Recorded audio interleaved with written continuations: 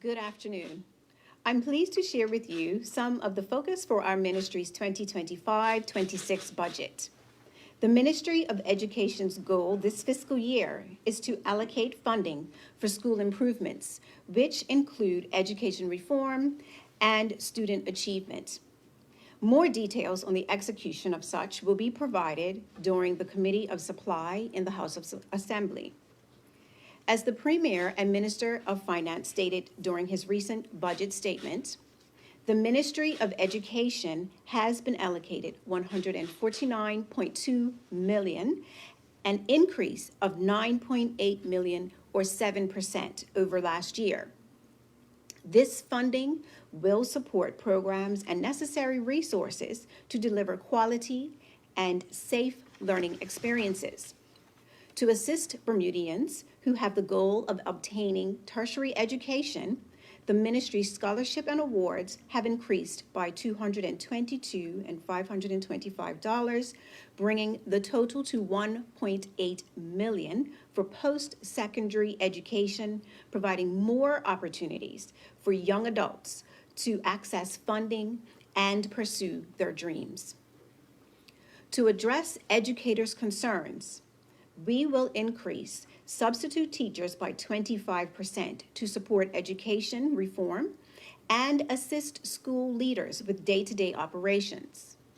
Additionally, funding will enhance student support services for academic accommodations, wraparound services, gifted and talented programs, social and emotional programs, and career counseling, ensuring each student has the resources needed to succeed. Capital funding has increased by 52% to support the infrastructure projects for Harrington Sound and Elliott Parish Primary Schools. They will open in September 2025. Renovation and rebuilding of school infrastructure aims to create safe, innovative learning environments with a focus on accessibility and energy efficiency, aligning with ongoing education reform efforts. This funding will also support the transformation of Prospect Primary to a school for exceptionalities and continued enhancements for signature schools at the Barclay Institute, Cedar Bridge Academy, and Sands Secondary Middle School. Besides capital works, these additional funds will be used to improve technology infrastructure within schools, including updating business studies computer labs, faster internet access, and incorporating more digital learning platforms into the curriculum. From our throne speech initiatives, our budget is a reflection of our powerful belief that Bermuda works best when it works for all of us. Bermuda, together, we will continue striving to build a community that is more equitable, affordable, and prosperous for all. Thank you. Now I invite my colleague, the Minister Tanae Furbert, to come up and give her remarks with regard to her ministry.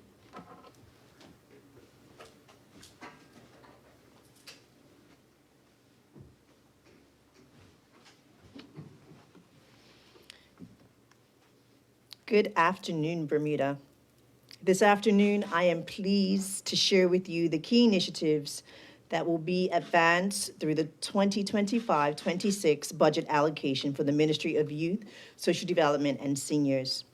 This budget reflects the continued investment the government is making in supporting existing social services and programs, and introduce or enhance additional programs to meet the needs of the most vulnerable members in our communities. The ministry received a total budget of $91.3 million for fiscal year 2025-26, an increase of $5.98 million, which covers the operational expenditure for the ministry's headquarters, inclusive of the Office of Youth Affairs, Aging and Disability Services, the K. Margaret Carter Center, the Department of Child and Family Services, and the Department of Financial Assistance. The increase in budget funding includes the union negotiated salary uplifts totaling $1 million, Additional resources needing for new social sector programs, such as the new Seniors Intellectual Disability Day program at the K. Margaret Carter Center, $50,000 for expanded hours for the regular day care program at the KMCC, and the hiring of new specialists, professionals, and nurse and behavioral therapists to care for persons who are disabled or with complex needs. The ministry's budget increases demonstrates our continued commitment to the Bermuda's most vulnerable and cherished populations, our children, persons with disabilities, our seniors, and those who find themselves in economic need. The ministry will ensure that the services and programs offered will directly impact and improve the overall well-being and quality of life for these population groups. Let me provide an overview of the initiatives that will be undertaken by the ministry this coming year. The Office of Youth Affairs 2025-26 budget will provide an increase of $135,000 for community outreach through the community centers. This additional funding is attributed to expanded hours of work for community workers in the Central Zone Community Center to support parents and guardians who work shift hours and need to have their children in a safe environment. Many parents and guardians working in the restaurant and retail sectors in the city that close after 9 p.m. or later require suitable evening care. The Western Zone Community Center also extended its operational hours on Thursdays, Fridays, and Saturdays to provide safe spaces for young people to have healthy engagement through sport, recreation, and dining. This initiative is designed to engage the whole family, featuring friendly competition that facilitates gaming for all ages. The 2025-26 budget will continue to support our before school, after school, and out of school programs for children and seniors. Also, just over $200,000 has been budgeted for this year to cover a wage uplift for miscellaneous workers who support the operations of programs offered at our community centers. The Dementia Care Service pilot program that the ministry introduced in October of 2023 will continue. Over 100 persons have benefited from the dementia care services offered from this pilot thus far. Many families and individuals who are uninsured or not insured have access to core dementia care community support services. The ministry has set aside $150,000 to ensure that a sustainable level of service is offered. In its efforts to enhance the protection of seniors and persons with disabilities, this year, Aging and Disability Services will engage in various marketing and educational campaigns on financial abuse and scams committed against vulnerable groups. Planning is well underway for the establishment of a senior daycare facility at the Gilbert Institute. A total of $1.5 million has been budgeted for the hiring of an architectural firm to work on design plans for the facility by March of 2026. With the responsibility of protecting Bermuda's children and strengthening our families, the Department of Child and Family Services has been given an operational budget of $21.1 million. In alignment with recommendations from the Multi-Agency Risk Assessment Committee, MOROC, the department has onboarded a domestic abuse liaison social worker who will focus primarily on high-risk domestic abuse cases. The committee has already commenced the development of a 5-year domestic abuse strategy, which will continue this year as consultation with stakeholders is currently being undertaken. The establishment of the full Mirrors program is being progressed. Funding has been provided for an additional 2 posts, program and recruitment manager, completing the full complement of staffing required for this program. More than $650,000 has been budgeted for the independent living program. Since its launch in 2023, the program has served 12 residents. The community-based program offers housing and steers youth to other resources where they can obtain educational, vocational, and life skills coaching that supports independent living as they transition into adulthood. Renovations are currently in train for the independent living program for offices, a visiting area, and a wheelchair-accessible apartment. Additional funding of $20,000 is budgeted to cover security during the evening and night shifts. Department of Financial Assistance has an operational budget of just under 2 million, increase to just under 2 million to 56 million. During this current year, financial assistance clients residing in licensed nursing and residential homes will start receiving a 100 monthly personal care allowance to ensure that they have personal care items and services. The 2025-26 pool of funding for the Child Daycare Allowance Program will be $2.5 million, and for the short-term relief program, a total of $500,000. An allocation of $3 million has been set aside for financial assistance low earners, $1.5 million to assist able-bodied unemployed persons, $25.7 million for pensioners, and $18.2 million for disabled persons. These financial reform initiatives will provide social protection systems that guarantee all families, regardless of their current economic standing, to access resources to meet their basic needs. Third sector grants. Finally, the ministry has budgeted $3,825,000 in its 2025-26 budget to continue the provision of grants to the third sector. These organizations include Age Concern, the Transitional Living Program, Center Against Abuse, Vision Bermuda, Dementia Bermuda, Government Nursing and Residential Homes. I need to backtrack. It's Transformational Living Program, Meals on Wheels, Salvation Army, Summer Haven, Tomorrow's Voices, and Home.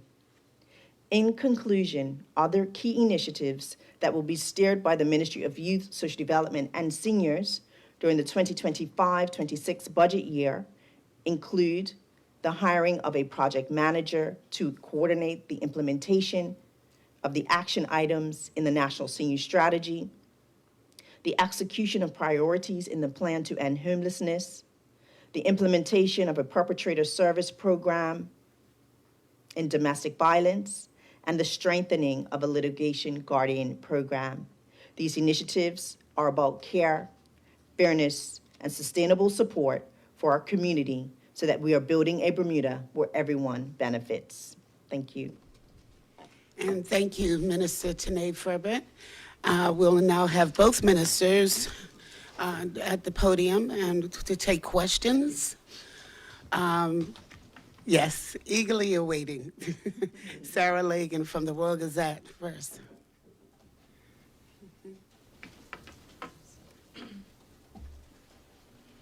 Thanks for the update, ministers. I guess as we just finished with Ms. Furbert, you just mentioned the strengthening of the litigation guardian program. Can you just give a little bit more detail about how that's going to be strengthened?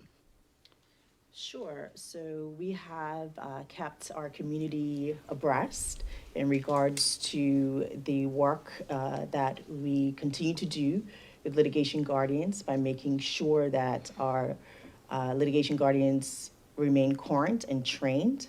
This year, we did have a consultant come in to provide continued training with our litigation guardians, as well as making sure that we have persons in our community who are willing to give the voice of our children in court proceedings. And so it is making sure that our litigation guardians and persons who work with litigation guardians remain trained and updated. Are you able to say how much was allocated specifically to that? No, I can't. No, I can give you that information during budget debate. Okay, sure. And then to the Minister of Education. Sure.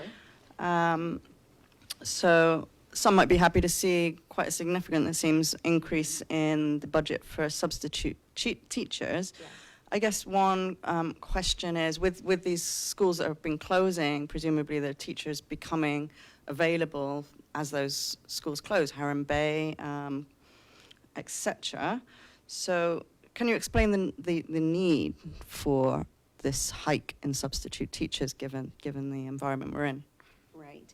Well, although schools are closing, there is still a need for the students that are moving to other places to have teachers, so those teachers would move with them. I think it would be good to note that all teachers or administrative staff that wish to remain in the system have been able to be placed in alternate schools or in alternate positions. The need for substitute teachers is that there is leave for various reasons. There may be illness, there may be sickness, there may be extended sicknesses that some teachers may have. There will be sometimes vacations, and oftentimes with reform, teachers are pulled out of the classroom to receive training to ensure that they are up to date with what's happening with reform. So we do need substitute teachers for a variety of different reasons. Yeah. Do you have an idea how many teachers, how many extra subs that might there might be? with this I budget? believe the number is 23. 23, and we have those people qualified, ready on the island? Yes, we have substitutes will always be qualified individuals in front of our children. Okay, and we have those available. It's just a case of recruiting them, or just It's a case of recruiting them. They will be identified as such time when we put out the need for them. okay.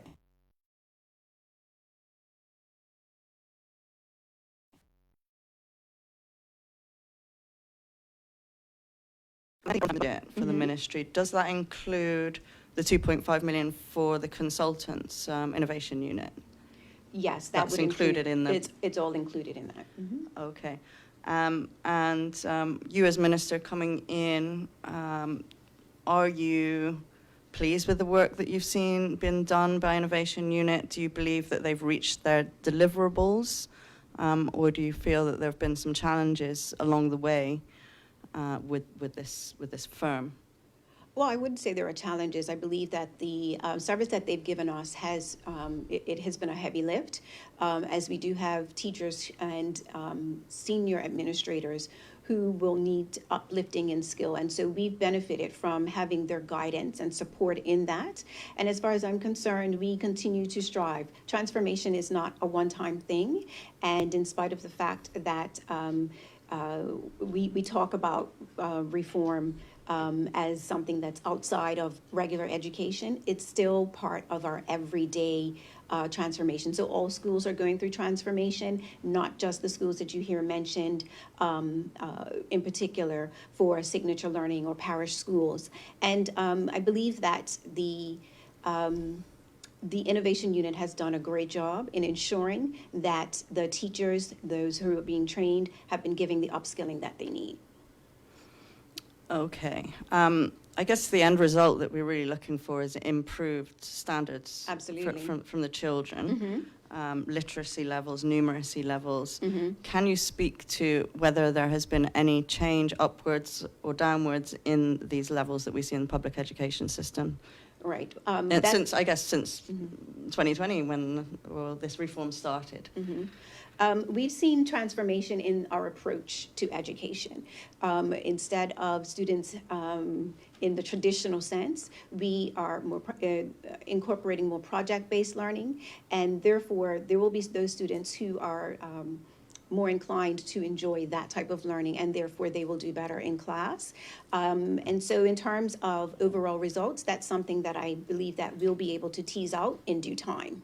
So you can't say that literacy or numeracy has improved, or otherwise, in the last 5 years, say, since we began this journey of education reform. There hasn't really been an upward or downward trajectory. I wouldn't want to speak to any specific numbers as it stands right now, because again, we're still teasing out the fact that some of this is still new in terms of the way that we're teaching, the way that we're rolling out education. Okay. Okay, finally, professional development. the Premier has talked about wanting to reduce our reliance on foreign consultants. Presumably that would entail training our own people Absolutely. to do that. So, I mean, it's been a 5-year journey with these guys. How much longer do we need them? And are the staff, our local staff, being trained adequately to take their place and move us forward? As I said, they have been training and working alongside quite a few of the teachers and or senior administrators in the school. And I believe we have very capable individuals, right? It's this transformation is something that we need assistance with, and we'll continue to use them as long as we feel that transformation is something that we're continuing to pursue. And as I said, transformation is constant, and so we're training our own people to develop and understand what that looks like, how we continue to do it, even after the innovation unit has moved on. But can you provide a timeline for A when they're timeline, going to go? not at this time. I really wouldn't want to do that at this particular I think time. they kind of went over what they want to be here, right? It was never going to be that long when the minister first announced it. I actually can't speak to that at this particular time, but in due time, we will be able to bring the public along in understanding where we are, what we're doing, and how the innovation unit will continue to help. Okay, and just in terms of the signature school transition plan, can you provide any update on that? I'm sorry, what do you mean? In terms of the year nines not going up? Yeah, exactly. Okay. Please, yes, yeah. so there was a pivot. They will no longer be M3s. They will now be called year nines, which I think most of us know. So it's moving from the nomenclature of M1, 2, and 3, and it's now years 7, 8, 9, etc. So the pivot was that middle schoolers that were due to be going up to senior school will actually not do that in this particular year. And it has nothing to do with their readiness. It has more to do with infrastructure and ensuring that we had proper curriculum for them at that time. And so I listened to the senior leadership of the schools, and we made a pivot. So they'll still be getting the lessons that they would have gotten at senior school. It will just be at a different location. Okay, and in terms of construction, are you feeling confident that there are not going to be any delays with Harrington Sound and Elliott and the next ones that are going to be open? We had delays. Well, I'm not a contractor. You're not, but you're probably aware of some of the delays that we did have with Francis have, Patton and Purvis therefore Prime. it's difficult to say for sure that it will start exactly at that day. There may need to be some pivots throughout depending on what the contractors find, but we do anticipate that a good bit of work will happen over the summer to improve schools, those that are going through the specific transformation, and just those and other schools as well. Okay, thank you. Okay. Jasmine Patterson from Bermuda Broadcast. Thank you. Good afternoon, ministers. I guess if I can stick with education first, just Sure. to begin. Mm-hmm. So Minister Caesar, going back to the innovation unit, so their contract was increased substantially to $2.5 million. With the PLP's platform stating you want to phase out overseas consultants, why such a great increase in their funding? It was what was specifically called for when the contract negotiations happened at that time. We needed their services, and that's what was negotiated so that we could get value for money. I mean, it's more than doubled, no, from previous years? If you say so. Okay. Is any part of the work that they're doing including standardized testing? How are you measuring how well the students are doing to justify that increase?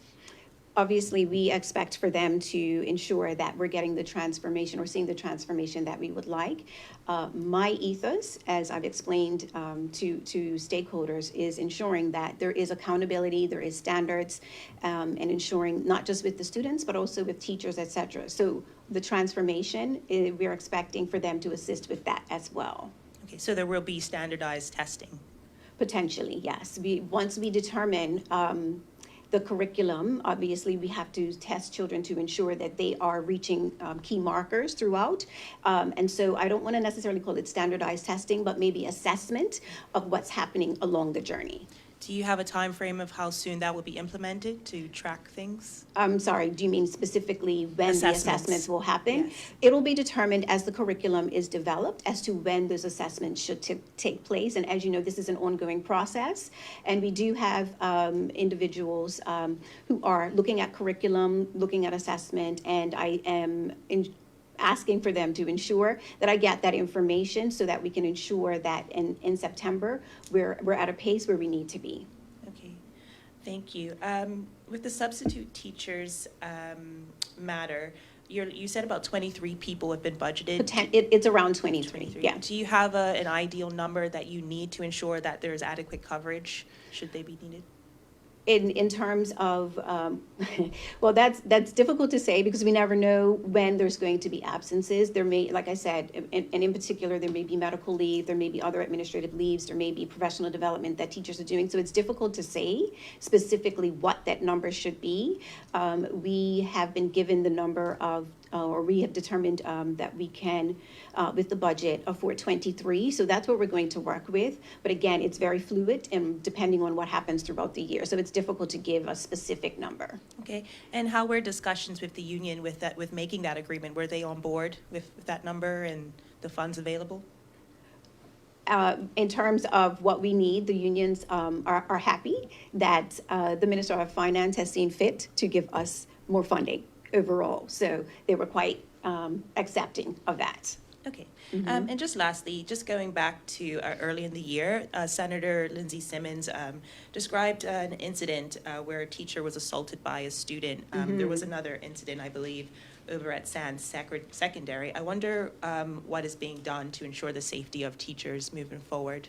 That is something that was highlighted when I was acting, and I want teachers and other stakeholders to know that I am invested in ensuring that teachers are safe. And so what we are doing is collecting data, information to get a better understanding, a deeper understanding of the concerns of teachers. The incidences, of course, are never pleasant. However, we do care about our teachers. We want to ensure they're safe in classrooms and safe on all campuses. And so we are doing a school-wide, a system-wide review of safety for all, not just teachers, students, but administrators as well. Okay, thank you. Yes, thank you very much. Sure. Minister Furbert. Thank you for the budget breakdown of all the departments. I just wondered, with the nursing home, rest home situation, we know we were at capacity early in the year. Have plans progressed at all to see the construction or building of more residential care homes? So I do know through reports with colleagues with the Bermuda Health Council and the Ministry of Health that there has been provision for increasing bed capacity at Sylvia Richardson Nursing Home and Lefroy Nursing Home, which are government's two nursing homes. And then there are some private businesses that are also providing increase in bed capacity for nursing homes. Okay. Are you happy with that progress? What do you think is missing from the puzzle here? Absolutely, I'm happy with that progress. I would like to see it done today, but we know that these things take time. But I am happy to see persons in the private sector coming forward to provide for a need, and government also doing its job as well, providing a need in our community. Also, us government seeing it fit to make sure that we are able to provide a seniors daycare facility, that we are progressing so that those persons who are able to age at home can come to programming during the day and still be able to have this be at home where everyone would love to be. Certainly. And with the ongoing bed blocking issue at the hospital, it's obviously a multifaceted issue. A lot of it stems from the lack of long-term housing for people who may need specialist care. Is there anything being designated specifically perhaps for those patients that need that care outside of the hospital? So there are a number of factors which would prevent someone from being discharged, and particularly seniors, from the hospital. Housing may be one, or access to their homes may be another. Caring or nursing care may be another factor as well. And families' ability to feel comfortable with care is also another factor. We have had talks, we are in talks with persons in the community as far as providing another level of care that would be transitional care, so that people can be rehabbed to be able to potentially return back home. But it's not a one size fits all. It is making sure that we are looking at different options of care so that our people can be able to access those different options of care. Okay. The seniors daycare, 1.5 million budgeted for just the design alone. Do you have estimates of the actual construction and implementation of those changes? So we have made estimations for or approximations for the architecture. Some of those funds may actually run into the building as well, but we wanted to make sure we had sufficient funds, particularly for starting out with the architecture designs and also being able to move forward with construction. It will run into another budget year, which I'm sure we'll have better estimations in regards to how much the facility will actually cost for completion. And in terms of demand, how many people are you hoping that this facility will care for in terms of what's needed? Thank you for that question. Right now, we are working with a project manager where we are looking at the capacity for adults at the facility. As we know, that capacity will change because it was for use of children. And right now, we are working out that capacity, so I can't give you a particular number, but we should know closer to when the project manager and the architectural plans are complete. Do you have an estimate of how many people would be ready to utilize that service when it comes available? We have made estimations for 20, 30, 40, 50. But we don't know for sure what that total, actual number will be. Okay, I think that's it for me. Thank you very much. Ministers, Minister Caesar, Minister Furbert, thank you very much. Members of the media, thank you for joining us. Unless you have anything that you'd like to conclude with? Yep. Ministers, you're good? Okay. All right. There you get your budget highlights. Thank you very much for joining us.